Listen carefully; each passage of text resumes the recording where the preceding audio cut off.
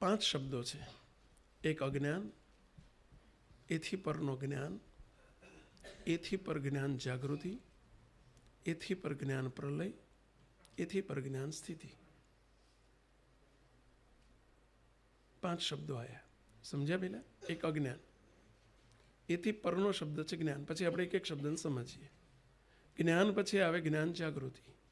જ્ઞાન જાગૃતિમાંથી ફળ શું મળે? જ્ઞાન પ્રલય. એ એનું ફળ છે. જ્ઞાન Pralay is a result of જ્ઞાન જાગૃતિ.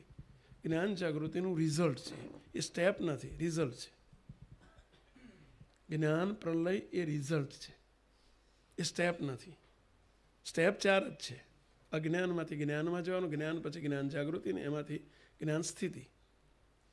પરંતુ વચ્ચે જે જ્ઞાન પ્રલય છે ટેમ્પરરી છે, અને જ્ઞાન સ્થિતિ છે કાયમી છે. જ્ઞાન પ્રલય છે ટેમ્પરરી છે. જ્ઞાનના જાગૃતિમાં હવે આપણે એક એક સમજીએ. અજ્ઞાન એટલે શું? આ દેહને પોતાનું સ્વરૂપ મનાઈ ગયું છે, એ અજ્ઞાન. આ દેહ જ આપણું સ્વરૂપ મનાઈ ગયું, એ અજ્ઞાન.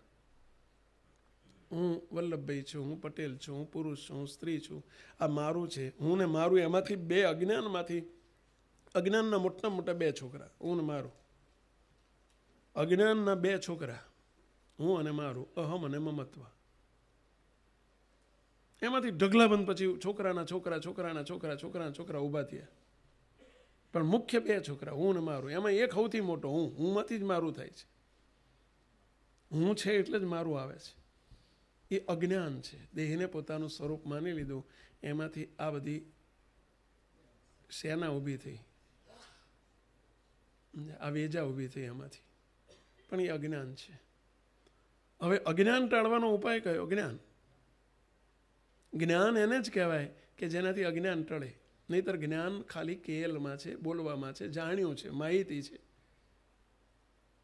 જ્ઞાનનો ઉપયોગ થાય એટલે તરત અજ્ઞાન ટળવું જોઈએ. જેમ મીણબત્તીનો ઉપયોગ થાય એટલે તરત અંધારું ટળવું જોઈએ. લાઇટનો ઉપયોગ થાય એટલે અંધારું ટળવું જોઈએ. સૂર્યનો ઉપયોગ થાય એટલે સૂર્ય પ્રકાશે એટલે અંધારું ટળવું જોઈએ. પંખો થાય એટલે ગરમી ટળવી જોઈએ. એમ જ્ઞાનનો ઉપયોગ કરતા શીખીએ. ઉપયોગ શબ્દ વાપરું છું, જ્ઞાનની સમજ નહીં.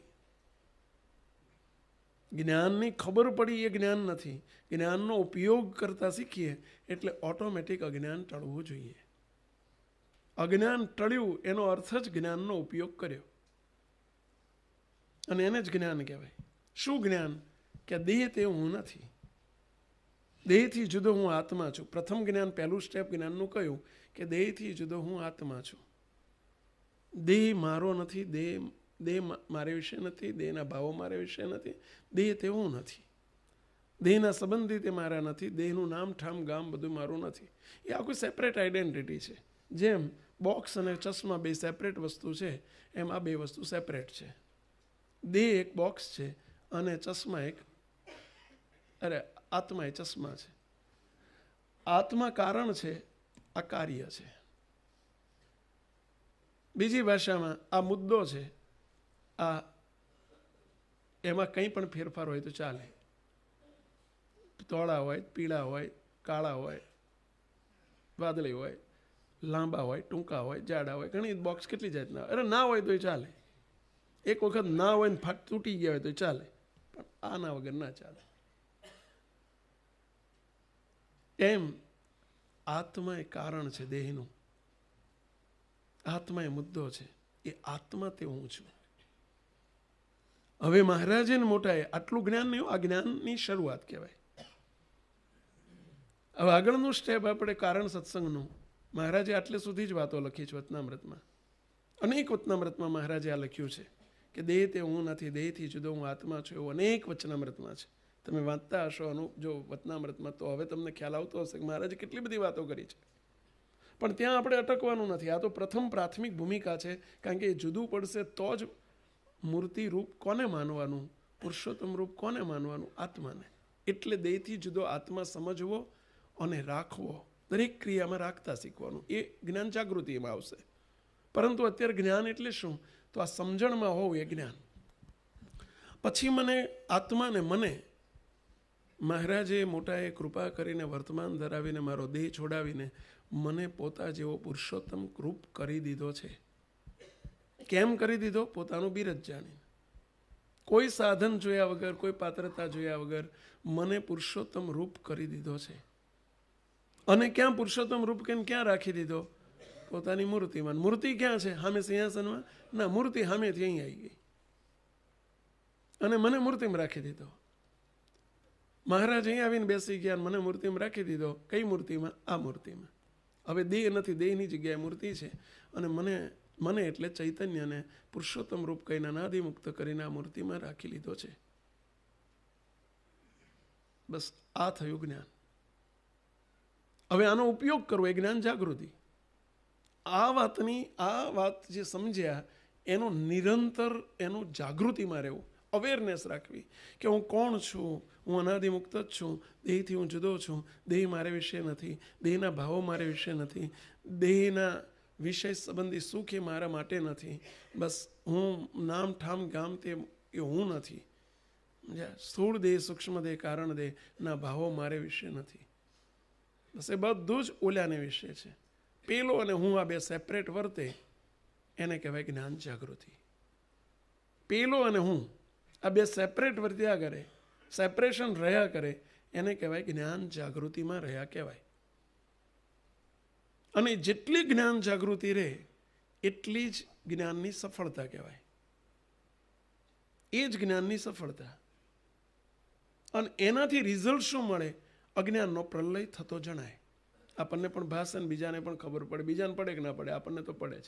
અજ્ઞાનનો પ્રલય થાય, એનાથી અજ્ઞાનનો નાશ થાય. જ્ઞાન જાગૃતિથી જ અજ્ઞાનનો નાશ થાય છે. અજ્ઞાનનો નાશ જ્ઞાનથી નથી થતો. સાંભળજો બરાબર. અજ્ઞાનનો નાશ જ્ઞાનથી નથી થતો, જ્ઞાન જાગૃતિથી થાય છે.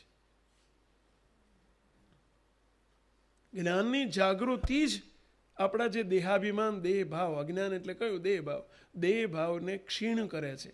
જેમ જેમ જાગૃતિ વધતી જાય એમ દેહ ભાવ ઘસાતો જાય, દેહ ભાવ ક્ષીણ થતો જાય, દેહ ભાવ મંદ પડતો જાય, દેહ ભાવ છૂટતો જાય, મિનિમાઇઝ થતો જાય. જેટલી જ્ઞાન જાગૃતિમાં વધુ રહેવાય એટલું. અને જ્ઞાન જાગૃતિ અડધો કલાક માટેની નથી. ભલે અત્યારે આપણે 15 મિનિટથી જ્ઞાન જાગૃતિ ચાલુ કરીએ છીએ, હાવ નથી રહેવાતું એટલે, પણ એ પછી પોતાની મેળે પ્રેક્ટિસ કર્યા કરવાની. ભલે ગાડી ચલાવતા હોય તો બસ મહારાજની મૂર્તિમાં છું, મહારાજ ચલવે છે, આ જ્ઞાન જાગૃતિ. પ્રેક્ટિસ કહો, જ્ઞાન જાગૃતિ કહો, બધું એક જ છે. પરભાવની પ્રેક્ટિસ કહો, જ્ઞાન જાગૃતિ કહો, એક જ છે. અને એનાથી બે રિઝલ્ટ મળે છે. પહેલું રિઝલ્ટ અજ્ઞાનનો પ્રલય થતો જાય, એટલે કે દેહભાવ ક્ષીણ થતો જાય, ઓછો થતો જાય, મિનિમાઇઝ થતો જાય, એની દિવાલ તૂટતી જાય, પાતળી થતી જાય. આ પહેલું રિઝલ્ટ. અને બીજું રિઝલ્ટ પરભાવની દ્રઢતા થતી જાય. એનો અર્થ કે નિરુત્થાનપણું વધતું જાય દિવસે દિવસે. પરભાવનું નિરુત્થાનપણું વધતું જાય, જેને કહેવાય સ્થિતિ તરફનું પ્રયાણ. જેને કહેવાય સ્થિતિ તરફનું પ્રયાણ. પેલું તૂટતું જાય, પેલું જુતતું જાય. દેહ ભાવ તૂટતો જાય, પરભાવ પાકો થતો જાય જ્ઞાન જાગૃતિથી. અને એમ કરતાં કરતાં સ્થિતિ સુધી પહોંચી જવાય. ક્યારે પહોંચી જવાય એની કોઈ સમય મર્યાદા નથી. જેટલી જાગૃતિ આપણી વિશેષ, જેટલા ભૂખ્યા અને ગરજુ થઈને સાવધાનીપૂર્વક. જાગૃતિ ક્યારે રહે? સાવધાનીથી. હમણાં વાત આવી કે જાગૃતિ ક્યારે રહે? અંતર્મુખીને જ રહે. બહિર્મુખીને જાગૃતિ રહેવી બહુ કઠણ છે, અઘરી છે, ઇમ્પોસિબલ છે. જેને જ્ઞાન જાગૃતિમાં રહેવું હશે, જેને નિરુત્થાનપણા તરફ આગળ વધવું હશે, એને બહુ જ અંતર્મુખીપણું કેળવવું જ પડે. એને જોવાના, જાણવાના, માણવાના અભરખા હોય એને જ્ઞાન જાગૃતિમાં રહેવા જ ના દે. કારણ કે એ દેહધારીના લક્ષણો છે. બહિર્મુખીપણું એટલે જ દેહધારીપણું, એટલે જ દેહ ભૂમિકા. દેહ ભૂમિકાએ જે રહેતો હોય, દેહધારી હોય ને દેહ ભૂમિકાએ દેહ ભાવ જેનો દ્રઢ હોય ને એનું જીવન બહિર્મુખી જ હોય. પણ અંતર્મુખીનો અર્થ છે કે સીધો જ એને આમ સીધો જ બ્રેક વાગી ગઈ કે દેહ તે હું નથી, હવે મારા માટે નથી આ બધું જ. આ બધા શું જોવાનું, શું જાણવાનું, શું જોવાનું, હું મારા માટે છે જ નહીં, મારે શું જોવાનું. જેમ તમે લારી ઉપર ગયા હોય અને શાકભાજી લેવા ગયા અને પેલી ધોળી ધબ જેવી ડુંગળી હોય, કાંદા હોય અને બોમ થતી હોય, મફત મફત મફત લઈ જાઓ, તો અહીંથી તમે એ બાજુ નજર કરવાનું મન થાય છે. કેમ નથી થતું? જાગૃતિ છે. એટલે શું જાગૃતિ છે? હું એમ આઈ, હું કોણ છું એની જાગૃતિ તમને એ બાજુ ડોકૂત કરવા દેતી નથી, કે ભાવે પૂછવા દેતી નથી, જવા દેતી નથી. કઈ જાગૃતિ? હું સત્સંગી છું, મારા માટે નથી. આ જાગૃતિ. અત્યારે તમે જાગૃતિ તો રહે છે, સત્સંગીની જાગૃતિ રહે છે, એટલે તો બજારનું ખાવાનું મન નથી થતું, નથી જતા. જાગૃતિ રહે છે એટલે તો જ્યાં ત્યાં આપણે ડાચા નથી મારતા. હું શ્રીજી મહારાજનો આશ્રિત છું, આ કાંદા લસણ મારા માટે નથી. ઘરના આંગણામાં તમારે જલેબી ગરમ ગરમ થતી હોય, રોજ ગંધ આવતી હોય ઘરમાં બેઠા બેઠા, તો હોય તે ઈચ્છા નથી થતી. કેમ? આ જાગૃતિ. એવી જાગૃતિ. હવે આગળ એક સ્ટેપ જાગૃતિમાં લઈ જવાનું કે હવે આત્મભૂમિકાની જાગૃતિ. પેલી જાગૃતિ છે ને સત્સંગીપણાની, પણ દેહભાવ સોતી છે, એટલે એની મર્યાદા આવી ગઈ. એ જાગૃતિમાં આટલું જ જેને પંચવર્તમાન પડે, દેહે કરીને જે પંચવર્તમાન પાડવા છે એ સત્સંગીપણાની જાગૃતિથી પડે. પરંતુ એનાથી દેહભાવ નથી ટળ્યો, હજુ આત્મભૂમિકાએ નથી ગયા, એટલે પાછું બીજું ગમે છે, વિષય ગમે છે. સ્ત્રીમાં આસક્તિ થાય છે, સ્ત્રીનું રૂપ જોવાનું મન થાય છે, ક્યાંક ખરાબ ક્લિપો જોઈ જવાય છે, અથવા તો સારું સારું ખાવાનું મન થાય છે, ભલે બજારનું નહીં તો ઘરનું. આ દેહ ભૂમિકા છે. હજુ પેલી આત્મભૂમિકાની જાગૃતિ નથી, એટલે સત્સંગીના લક્ષણો આવ્યા છે, મુક્તના લક્ષણો નથી આવતા. હવે આપણે એથી સત્સંગીના લક્ષણમાંથી એક સ્ટેપ આપણે આગળ વધવાનું છે. હવે એક સ્ટેપ આગળ જવાનું છે. હવે મુક્ત ભૂમિકા ઉપર મનન કરવાનું છે, ચિંતન કરવાનું છે, જાગૃતિ રાખવાની છે, જેને આત્મભૂમિકા કહેવાય. પણ આપણી ભાષામાં આત્મભૂમિકા શબ્દ હલકો છે, નાનો છે, પ્રાથમિક છે, એટલે આપણે મુક્ત ભૂમિકા શબ્દ વાપરીએ છીએ. બે એક જ છે આપણા માટે. મુક્ત ભૂમિકા કહો કે આત્મભૂમિકા કહો. એ ભૂમિકા ઉપર જાગૃતિ રહે ત્યારે એને ખાવા પીવાનું એમ થાય કે આ બધું દેહની પુષ્ટિ માટે છે. શું કરવા હું સારું સારું બનાવું છું ને આ બધું શું કરું છું? સ્ત્રીના સુખ, વિષય સુખ એ બધા દેહ ભૂમિકાના છે. શા માટે? હું એ છું જ નહીં, હું અનાદિ મુક્ત છું, મારા માટે નથી. હવે તરત સીધું જ પેલામાં જે સત્સંગીમાં મારા માટે નથી, શું બજારનું ખાવાનું મારા માટે નથી, પરસ્ત્રી મારા માટે નથી, કાંદા લસણ મારા માટે નથી, અળગણ પાણી મારા માટે નથી. એ બધું સત્સંગીની ભૂમિકા ઉપર આપણે આ મારા માટે નથી, મારા વિશે નથી, મારું નથી, એ બધું આખો ટોપિક બદલાઈ ગયો. હવે આપણું એક ગ્રેડ વધ્યો. સમજ્યા? પેલામાં તો એવું આપણે કરેલું છે, આ બધું મારા માટે નથી, એમાંથી આપણે પસાર થઈ ચૂકેલા છીએ. ત્યારે તો આપણે પંચવર્તમાન પાળી શકીએ છીએ. સમજ્યા? પણ હવે આત્મભૂમિકા એ મારા માટે નથી, મારા વિશે નથી, મારા નથી, એ ભૂમિકાએ બેસીને વિચારવાનું છે. તો ઓટોમેટિક જેમ પેલામાં પરસ્ત્રીનો સંગ થાય છે, અને આમાં પોતાની સ્ત્રીનો પણ સંગ છૂટી જાય કે હવે સ્ત્રીનો સંગ જ મારા માટે નથી. સ્ત્રીને એમ જ વિચાર, કારણ કે હું આત્મા, હું દેહથી જુદો છું, અનાદિમુક્ત છું. અનાદિમુક્તને સ્ત્રીના સંગમાં ના રહેવાય. વિષયનું સુખ મારા માટે નથી. પેલામાં અવેરી વર્તમાન પડે, આત્મભૂમિકા ઉપર જવાથી બ્રહ્મચર્ય પડે. સમજ્યા? હું અનાદિમુક્ત છું, જેમ પેલા હું સત્સંગી છું, મારા માટે નથી. હું સત્સંગી છું, મારે આવું ના ખવાય. હું સત્સંગી છું, મારે આવું ના પીવાય. હું સત્સંગી છું, મારે આવી ચોરી ના થાય. હું સત્સંગી છું, મારે આવું ના જોવાય. સમજ્યા? પણ હવે હું અનાદિમુક્ત છું. પેલું બહારનું ટળી ગયું, આ ઘરનું ટળી જાય, આશક્તિ ટળવા માંડે. હું અનાદિમુક્ત છું. એ ભાવમાં રહેવાથી આ જાગૃતિ. પેલામાં તમે જાગૃતિ તો રાખી છે ત્યારે સત્સંગી થવાય છે.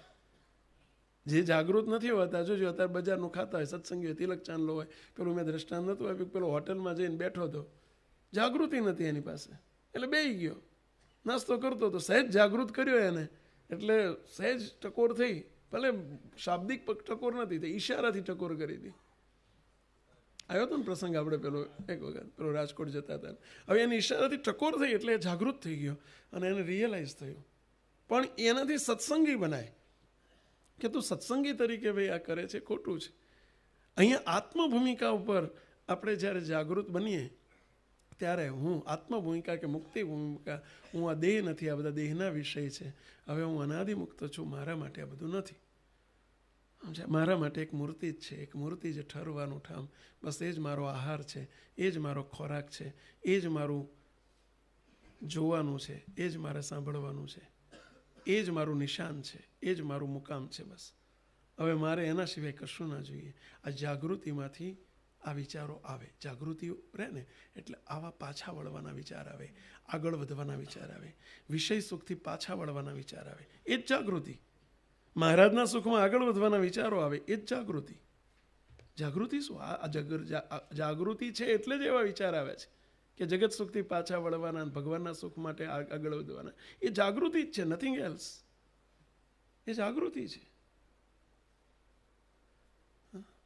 અને એ જાગૃતિ, જ્ઞાન જાગૃતિ થઈ જાય. અને જાગૃતિમાં રહેવાથી પાછા વળાય, કે જાગૃતિમાં રહેવાથી મહારાજના રાજીપાનો વિચાર રહે, જાગૃતિમાં રહેવાથી આપણે બ્રેક વાગે વિષયની કોરે, દેહના ભાવો તરફ. જાગૃતિમાં રહેવાથી મૂર્તિમાં પ્રીતિ થાય, જાગૃતિમાં રહેવાથી મૂર્તિના સંબંધ તરફ આગળ વધાય. જાગૃતિ સોતું વાંચન થાય તો આપણને પાછા વાળે. જાગૃતિ સોતું જો શ્રવણ થાય તો એ પાછા વળે, એ સફળતા મળે એમાં.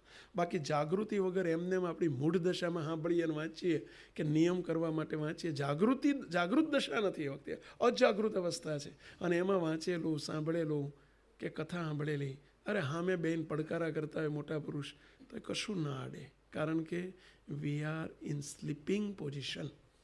આપણે અજાગૃત અવસ્થામાં છીએ.